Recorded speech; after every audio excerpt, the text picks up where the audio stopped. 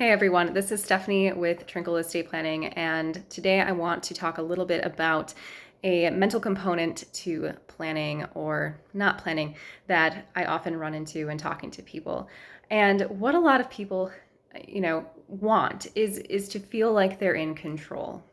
Especially whether you're young or whether you're old, being able to have control over your life, your money, your choices. It's all very important, and it's a huge topic, especially now in just the midst of all the pandemic and different political issues.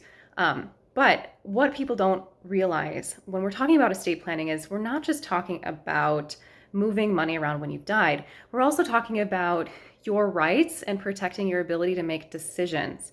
And that comes into play in two ways. So for one, if you die without an estate plan, what you're essentially doing is you're giving your authority to decide what happens to the state.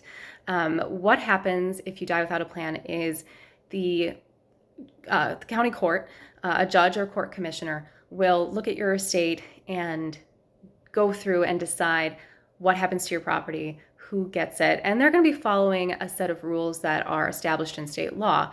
The state has an estate plan for you if you don't have your own.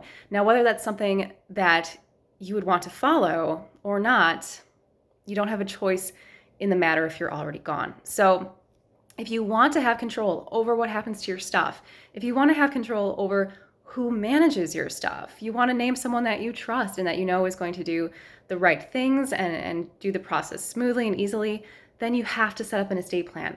Otherwise, you're leaving all of those decisions to a court to make for you, and they might not be the choices that you would have made yourself. Now, the second part of this is making sure that you are protecting your rights and your choices while you're alive.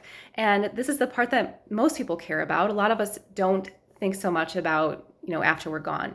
But this is a really important part of estate planning that matters now while you're living. So what I mean by that is if you're ever sick, if you're ever incapacitated, maybe you've had a bad surgery, maybe you're in an accident and you hit your head, maybe you're really sick.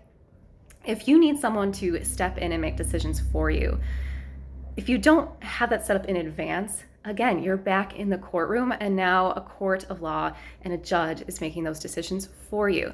And what that usually looks like is a guardianship proceeding, where the court is going to look at anyone who comes forward that says, oh, I could help manage this person's money, usually a relative or friend. And they're going to determine who the best choice is. And that might not be who you would have chosen.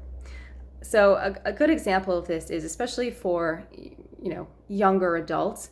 There may be people in our lives that we really trust, that we know really know us well and would make the kinds of decisions for us that we would make for ourselves. So, maybe you have a sibling or a spouse, maybe you just have a best friend that you really trust and that knows you really well. And maybe that's the person that you would want to be making decisions for you if you couldn't. Now, if you don't have that documented, anyone could come forward to the court and say that they're the best choice to take care of you, essentially. So think about it like this, who's going to come forward? Well, probably your parents. You're like, they're my baby. I want to take care of them. I know what's best for them. But would you choose your parents to make those decisions for you? You may more likely want to choose your spouse or one of your best friends. But the court is going to look at everyone as an option and make the decision that the court thinks is best of who that person should be. So it's really important to make sure that you have an estate plan in place, whether it's a basic plan or something more complicated. Because in addition to managing your money and managing your assets, if you're not here, it's really about protecting your rights, protecting your ability to make choices for yourself on the short term or long term.